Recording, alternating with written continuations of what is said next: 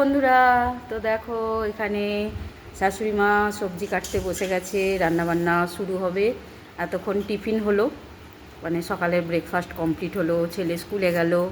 এবার ভাত ওই দেখো ওদিকে বসে গেছে, আর এদিকে মা সবজি কাটছে। মা যে কি রান্নাবান্না হবে রেসিপিটা একটু বলে দাও তো, মেনুটা। আজকে কাঁচকলা ভাজা হবে, কচু দিয়ে, আলু দিয়ে, মাছ দিয়ে, বেগুন দিয়ে দম হবে। আজ হচ্ছে এটাই মেনু আমাদের। আমার বড়মশাই বড় বড় বড় একটা মাছ কিনেছে, তো পরে তোমাদের সাথে শেয়ার করব। আর ওই মাছ দিয়ে আলু দিয়ে একটা দম মতো করব, আমার নিজস্ব রেসিপি হবে সেটা। আর এই তো কাঁচকলাগুলো ভাজা হবে, বড় বড় কাঁচকলা। কাঁচকলা কিন্তু শরীরের জন্য খুব ভালো, আয়রন আছে প্রচুর। আর মায়ের এখানে কুলেখাড়া পাতা আছে, সেটা সেদ্ধ হবে। আর সকালে একটু ঢ্যাঁড়স ঝাল করেছিলাম, সেটাও আছে। তো চলো রান্নাবান্না করে নিই, টাটা।